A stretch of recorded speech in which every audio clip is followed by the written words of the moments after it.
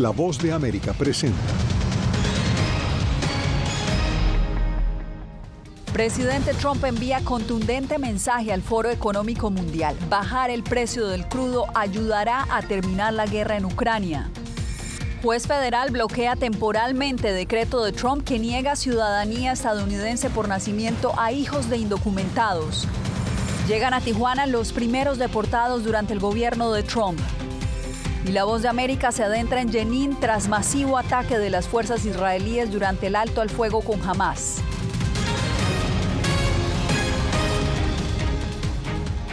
¿Qué tal? Esto es El Mundo al Día. Bienvenidos. En su primer evento global desde que asumió la presidencia, Donald Trump envió contundentes mensajes durante su participación virtual en el Foro Económico Mundial. Celia Mendoza estuvo siguiendo de cerca este importante evento. Celia, fue una intervención extensa. ¿Cuáles fueron los mensajes clave que dejó el mandatario? Lo que pudimos escuchar fue un mensaje que estaba dirigido a los Estados Unidos más que a una comunidad internacional, hablando nuevamente acerca de la frontera, de los aranceles económicos y desde luego acerca de los conflictos internacionales. Se refirió específicamente a Ucrania y dijo que estaba esperando cómo trabajar con ambos líderes para llegar a un acuerdo que eventualmente pueda finalizar la guerra. Dio detalles acerca de su estrategia, pero también dijo que era importante mirar los precios del petróleo, y esto fue lo que nos dio a conocer durante esta jornada. Desde el Foro Económico de Davos en Suiza, en el que participó de manera virtual, Trump presentó su política económica para los próximos 4 años y apuntó a la reducción en los precios de petróleo en 2 vías, reducir la inflación y presionar el fin de la guerra en Ucrania. Voy a pedir a Arabia Saudita y a la Organización de los Países Exportadores de Petróleo que reduzcan el costo del petróleo. Si el precio bajara, la guerra entre Rusia y Ucrania terminaría inmediatamente.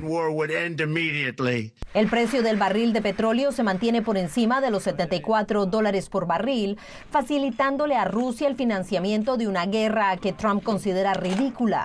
Trump llegó al punto de amenazar a Rusia con más sanciones si no le pone fin a la guerra, a lo que el Kremlin respondió. Estamos siguiendo muy de cerca toda la retórica y todas las declaraciones. Estamos atentos a todos los matices y estamos dispuestos a dialogar.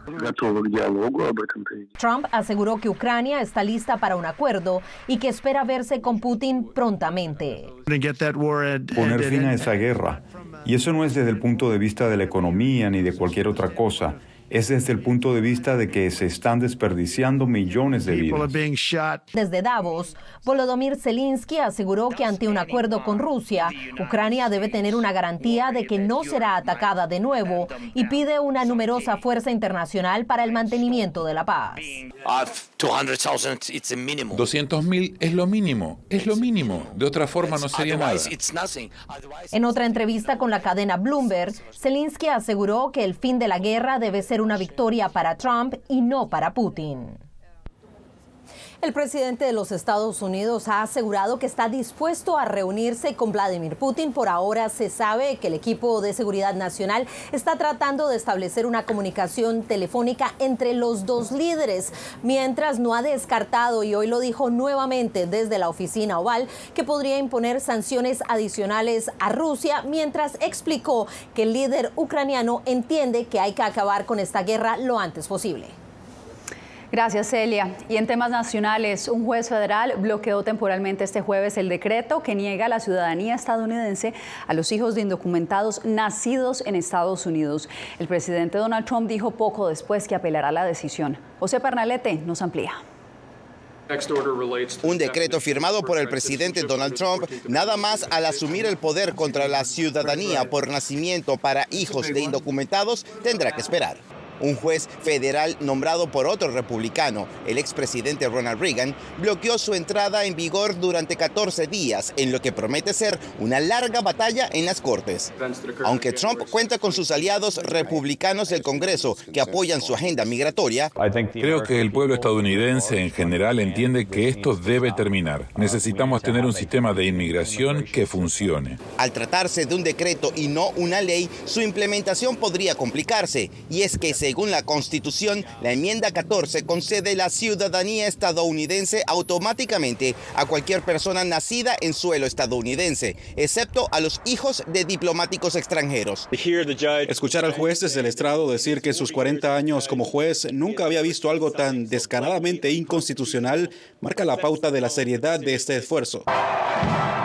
Pero no todo han sido reveses para Trump en estos días. Apenas 4 días después de jurar como presidente, la ley que permite detener a indocumentados por delitos menores llegó a su escritorio para su aprobación por una amplia mayoría en el Congreso, para lo cual hizo falta el voto de numerosos demócratas de la Cámara Baja y del Senado que votaron con la bancada republicana, creando una evidente fractura entre ellos. La posición que algunos demócratas han adoptado en el pasado es que no debería haber límites para las personas que cruzan la frontera, que no debería haber deportaciones, que no debería haber restricciones para las personas que están causando problemas.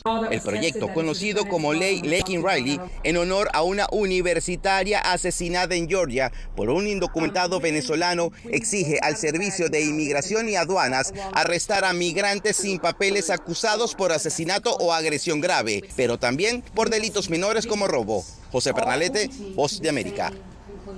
Y en línea con el plan del presidente Trump, el Pentágono informó que este jueves empezó el despliegue de 1.500 soldados para resguardar la frontera con México. Jacopo Luzzi, ¿qué reacciones ha generado esta medida? Yasmín, para los republicanos este anuncio se justifica para apoyar a la patrulla fronteriza, mientras que los demócratas afirman que el envío de soldados no es la única manera de asegurar la frontera sur de Estados Unidos.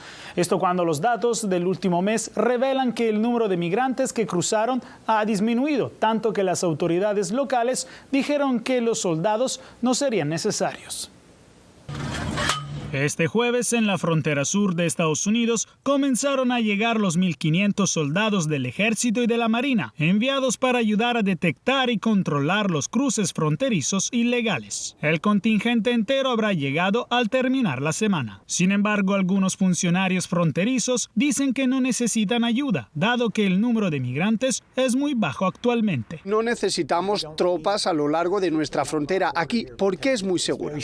Estas unidades también se utilizarán para construir barreras nuevas y proporcionar presencia aérea para las deportaciones de más de 5.000 migrantes actualmente detenidos. Sin embargo, el ejército no participará en la aplicación de la ley y que la patrulla fronteriza liderará ese esfuerzo. Por su parte, el presidente Trump reiteró el jueves la necesidad de estos soldados.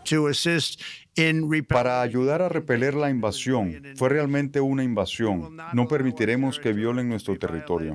Mientras el presidente planea enviar hasta 10.000 soldados a la frontera para que tomen control de todas las operaciones, los demócratas criticaron esta decisión, afirmando que se debería invertir más en tecnología para detener el flujo de migrantes y de drogas. Tanto los demócratas como los republicanos en el Congreso han coincidido en que la seguridad fronteriza implica invertir de forma inteligente, es decir, tecnología a lo largo de la frontera. Entre tanto, soldados mexicanos se apresuraron el jueves a instalar albergues de emergencia cerca de la frontera con Estados Unidos, ante las posibles deportaciones masivas del presidente Donald Trump. A la espera de las nuevas deportaciones, aún no está claro dónde serán trasladados los migrantes, pero después de la victoria electoral de Trump en 2024, su equipo comenzó a negociar con países terceros para que acepten a los millones de inmigrantes ilegales que planea Trump expulsar de Estados Unidos. Jacopo, y de hecho a Tijuana ya llegaron los primeros deportados de la administración Trump. Vicente Calderón nos informa que las autoridades se preparan para las anunciadas deportaciones masivas. El constante flujo de deportaciones por Tijuana se mantiene con pocos cambios. Estados Unidos expulsa gente de día. Iba a trabajar cuando me paró una Border Patrol y me echaron para afuera. Ya tenía 2 años trabajando allá. Pero igual sacan gente de noche. Les comento que apenas acabamos de llegar. ¿Por dónde cruzaron? Por aquí. Ricardo Ramírez recién había cruzado por un cerro cuando lo detuvo la patrulla fronteriza. También hay gente que ya tenía varios años del otro lado y los capturó Aduanas y Protección Fronteriza ICE durante un operativo en el trabajo. como este grupo expulsado con 80 personas procedentes de Colorado, Nevada y otros estados. El flujo migratorio de regreso de mexicanos no ha sido alterado, digamos, hasta el momento. Autoridades mexicanas insisten en que estas deportaciones son normales en esta frontera y no consecuencia del endurecimiento de las políticas de Donald Trump. No se deriva de los decretos presidenciales de Estados Unidos. Esa es una deportación, digamos, regular. Dicen estar preparados para un aumento, pero aún no abren el mega albergue que anunciaron para las deportaciones masivas. Por ahora los llevan a refugios, principalmente de la sociedad civil. Estos repatriados solo reciben un almuerzo y el ofrecimiento de enviarlos a sus comunidades de origen, pero no todos están listos para rendirse. No, pues volver a intentar. ¿A intentar otra vez? Sí, pues un poco más de dinero allá. Aseguran que emigraron porque la situación en México es crítica. Vicente Calderón, Voz de América, Tijuana. Las autoridades de El Paso, un bastión demócrata en un estado republicano como Texas, aseguran que la policía no cuenta con los recursos para asumir el rol que le corresponde a agencias migratorias federales como la patrulla fronteriza. Laura Sepúlveda nos explica. Autoridades de El Paso, ciudad liderada por un alcalde demócrata en el estado republicano de Texas, reaccionaron ante la expectativa del gobierno federal para la cooperación interagencial en su plan de control migratorio. El Departamento de Policía de El Paso trabaja con agencias del condado, la Oficina del Alguacil y compañeros federales. Trabajamos juntos para determinar quién es la mejor entidad para hacer cumplir la ley y obtener el mejor procesamiento. El Departamento de Policía de El Paso no hace cumplir las leyes de inmigración. No tenemos los recursos para hacer cumplir la ley federal. Los líderes demócratas de la ciudad aseguraron que no interferirán en el ejercicio de detenciones que cuenten con la orden de un juez. Frente a la posibilidad de que dichas judicializaciones se registren en iglesias y escuelas, el alcalde hizo un llamado al trato digno, insistiendo en que respetan y cumplen con las leyes federales. Y enviaré tropas a la frontera sur para repeler la desastrosa invasión de nuestro país. La ciudad en la que se redujeron las detenciones a menos de la mitad entre noviembre y diciembre con respecto al mismo periodo del año anterior, según datos de la patrulla fronteriza, también reaccionó. Somos una de las ciudades más seguras de Estados Unidos. Ciudades fronterizas están en proceso de familiarización con las múltiples y rápidas órdenes ejecutivas emitidas por la Casa Blanca, por lo que autoridades en varios sectores, como Del Río, en su momento foco noticioso por cruces masivos, sostendrán al cierre de esta semana reuniones que determinen sus próximas medidas. Laura Sepúlveda, Voz de América, Austin, Texas.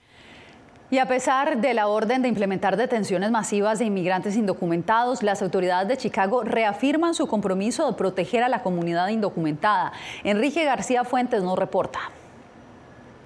En las calles y avenidas de vecindarios latinos de Chicago no hay mucho tránsito vehicular como en otros días. Tampoco hay muchos peatones. Algunos dicen que es por el frío, pero otros aseguran que es por el temor a posibles detenciones por parte de agentes de ICE. Por el miedo que se ha extendido en la ciudad de Chicago debido a las amenazas de la administración entrante, la gente de Chicago puede estar segura de que el gobierno aplicará toda su fuerza para proteger a los residentes de esta ciudad. Esa protección se reforzó recientemente con el rechazo a una enmienda a la ley Ciudad Santuario que pretendía permitir una colaboración entre los policías de Chicago y agentes de migración. Concejales dijeron que seguirán protegiendo a los residentes más vulnerables de la ciudad y evitar lo que está ocurriendo en otras entidades. Estamos viendo con preocupación lo que está pasando ya en estados como Oklahoma. Nos está prohibiendo ya la entrada de estudiantes indocumentados a las escuelas. En California se ve ya redadas a los campesinos, que realmente son quienes ponen la comida en nuestras mesas. Por otra parte, la directiva de las escuelas públicas de Chicago informó que sus planteles son lugares seguros para los estudiantes y padres de familia. Esta madre dice que los maestros están haciendo un buen trabajo comunicándose verbalmente y por escrito. Que no se dejará entrar agentes de ICE a la escuela, ni se les brindará información, a menos que traigan una orden de un juez ya firmada. Aún así, el temor a posibles detenciones no desaparece. Igual el miedo está, ¿no?, en ciertas personas. Enrique García Fuentes, Voz de América, Chicago. Regresamos con la ofensiva israelí que mantiene a residentes de Jenin, Cisjordania, encerrados a pesar del cese al fuego con Hamas.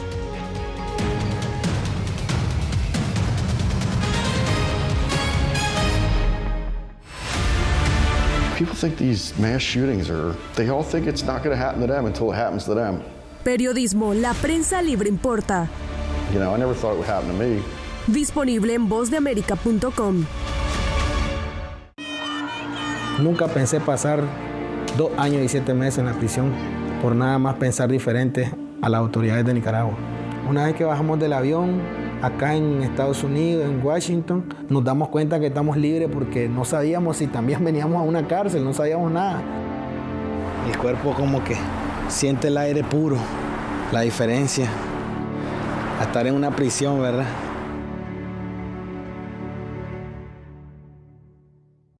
Soy Jacopo Luzzi, reportero de La Voz de América aquí en Washington, D.C. Ya sea informando desde el Capitolio, desde la Casa Blanca, cubriendo el impacto del cambio climático, el impactante tema migratorio, o subir en un avión y cruzar medio mundo para estar en el lugar de la noticia con la información precisa y veraz, este es mi compromiso como periodista. Un compromiso de vida profesional que comparto con ustedes, porque en La Voz de América la prensa libre importa. ¿Flamenco? Sí, flamenco, para echar unos pasos gitanos ahí. En una época en la que muchos en Estados Unidos mueren en hospitales, un hijo adulto quiere darle a su padre que transita los últimos días el regalo de una muerte en paz. ¿Lo oyes? ¿Está bien? Amor hasta la muerte, un documental de La Voz de América. Ahora, en todas nuestras plataformas. El periodismo definitivamente necesita ser libre. Periodismo, la prensa libre importa. Una producción especial de La Voz de América. La libertad se la da el Estado y la responsabilidad la asume uno. Disponible en vozdeamerica.com.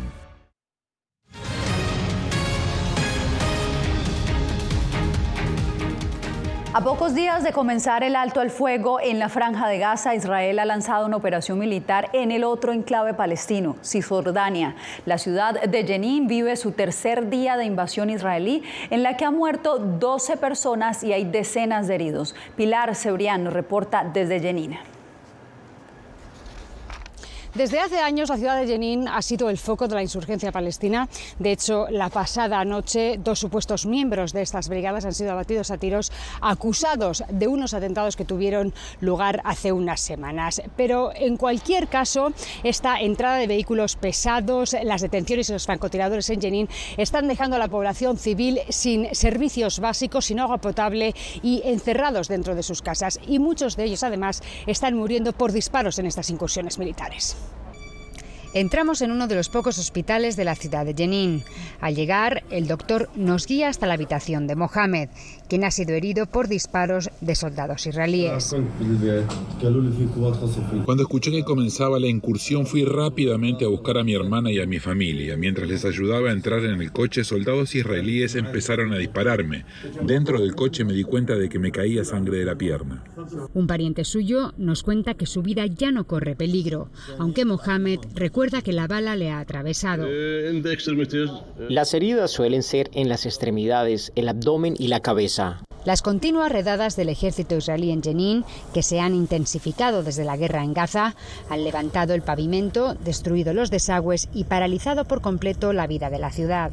Y mientras tanto, como ven, las calles están completamente vacías, todas las tiendas, todos los comercios están cerrados. Es además el tercer día que la gente no sale de su casa y de esta manera la única forma que la gente tiene de comprar comida y alimentarse es en pequeños puestos que hay en las calles.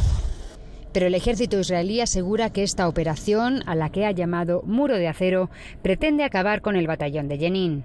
La pasada noche, 2 supuestos milicianos de esta brigada fueron abatidos en este barrio. Ayer por la noche estaba en casa, estaba con mi hijo, mi padre anciano, y los israelíes empezaron a lanzar proyectiles contra mi casa. No lo vi venir. A los 10 o 15 minutos me llamaron los servicios secretos y me dijeron que saliera de mi casa con las manos en alto. Poco después se llevaron los cuerpos y Omar vio como uno de los bulldozers demolía para siempre su casa. Y es que el alto del fuego en la Franja de Gaza ha dado paso a un aumento de la violencia en Cisjordania. Recordemos que desde que comenzó la guerra en Gaza en octubre de 2023, más de 700 palestinos han muerto en este territorio por fuego israelí. Pilar Cebrián, Voz de América, Jerusalén.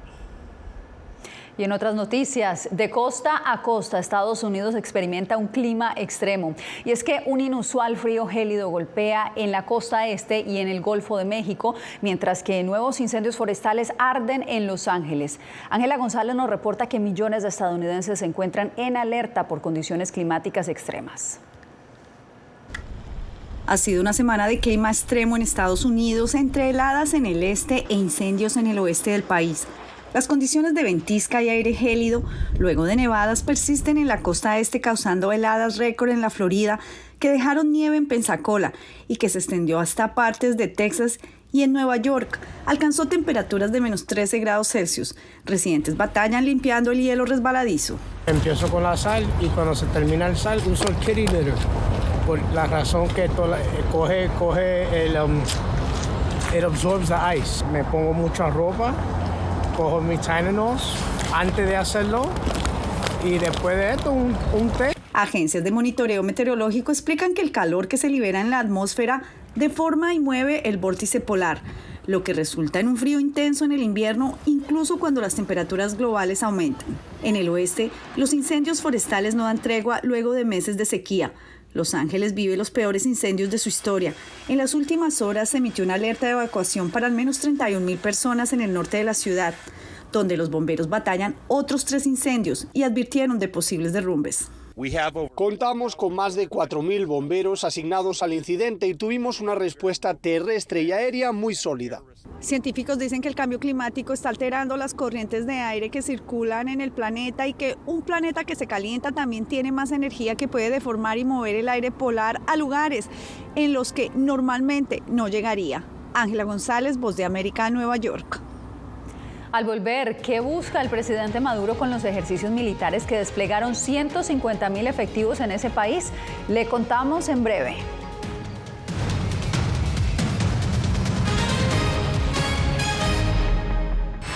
No he visto un peligro en la libertad de prensa. Periodismo, La Prensa Libre Importa, una coproducción de La Voz de América y Telefuturo. El problema que se va acentuando se llama libertad de expresión. Disponible en vozdeamerica.com.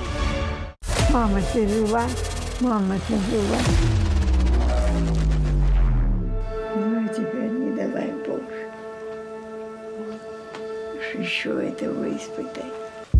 Какие разрушения на Украине, кошмар.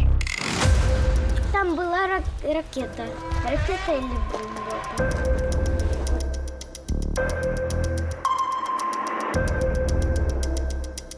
Я сподіваюся, що якщо через декілька років буде дивитися, війна все ж таки закінчиться.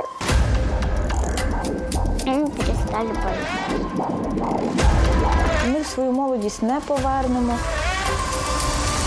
Я предположим, не предсказатель.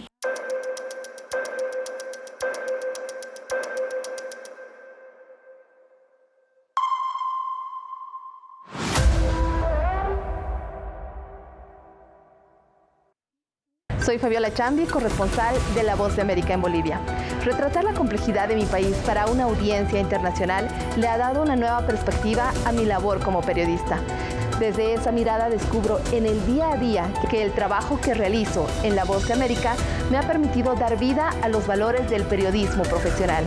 Aquel que les informa a ustedes, nuestras audiencias, con balance, precisión y profundidad. Porque en La Voz de América, la prensa libre importa. Vencer la autocensura, poder mantener los medios abiertos. Periodismo, La Prensa Libre Importa, una coproducción de La Voz de América y TVV. Expuestos a una vulneración de sus derechos básicos. Disponible en vozdeamerica.com. La intolerancia es una característica, no la excepción. Periodismo, La Prensa Libre Importa, una coproducción de La Voz de América y CDN. No puedo mirar hacia otra parte cuando veo lo que está ante mis ojos. Disponible en vozdeamerica.com.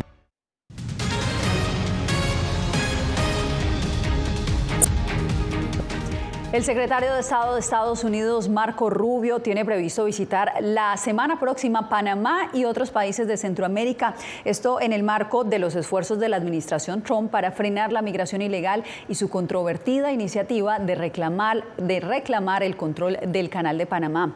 La gira, que incluirá paradas en Guatemala, El Salvador, Costa Rica y República Dominicana, será la primera de Rubio como secretario. Según fuentes del Departamento de Estado, las relaciones con los países del hemisferio occidental son clave para abordar la migración, las cadenas de suministro y el crecimiento económico.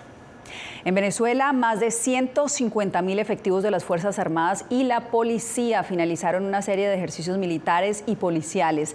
Adriana Núñez Rabascal nos informa que patrullaron las principales rutas hacia Caracas como parte de una estrategia llamada Escudo Bolivariano. La televisión pública y redes sociales del gobierno presentaron tanques de guerra y uniformados armados como parte de un ensayo de 2 días que mostró cómo respondería Venezuela a un eventual ataque interno o externo.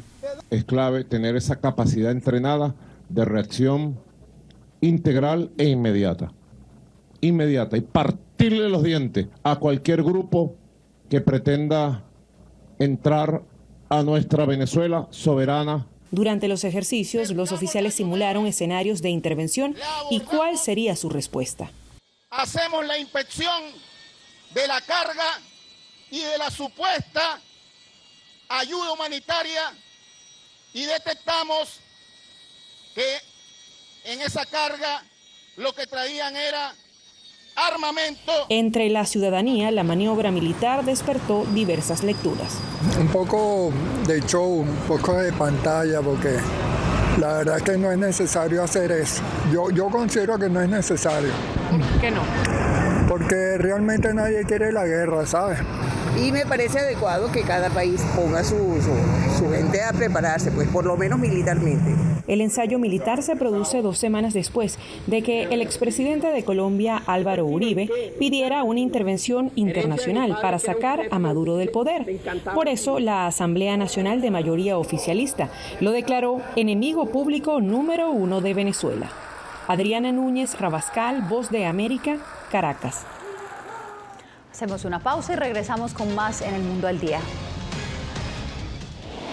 Algo he aprendido estos últimos años y es el darme cuenta de que nosotros podemos planear todo, pero que la vida tiene cosas para vos que no te imaginas. Me duele porque estoy aquí por ese país que hoy me quitaron. Yo siempre he dicho que la libertad está en la mente. Y el hecho de que tu cuerpo esté en un lugar no significa que no sos libre. Siempre me sentí libre, incluso estando presa me sentí más libre, porque pude darme cuenta que si estaba ahí es porque realmente he elegido qué hacer con mi vida. Soy Claudia Saldaña, corresponsal de La Voz de América en El Salvador. Ejercer el periodismo es un desafío que crece constantemente frente a la complejidad del escenario político de mi país. Presentar todas las voces, todos los ángulos y el contexto nos permite ofrecer a ustedes, nuestras audiencias, un panorama más completo de nuestra realidad. La imparcialidad está en el ADN de la VOA y me siento orgullosa de ser parte de este gran equipo de profesionales que demostramos cada día por qué la prensa libre importa. Llenó de orgullo a su nación conquistando títulos alrededor del mundo.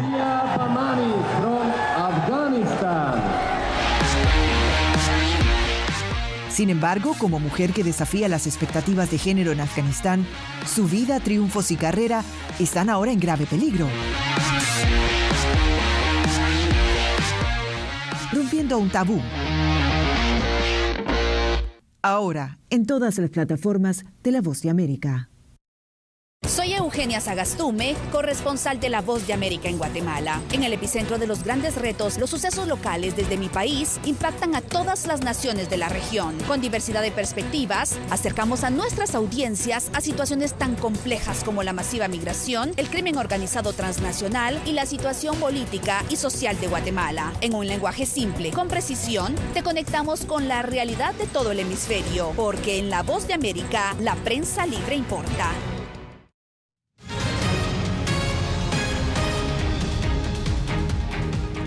En un escenario único sobre las montañas de Davos, Suiza, el renombrado violonchelista Yo-Yo Ma ofreció un emotivo concierto para concienciar sobre el cambio climático.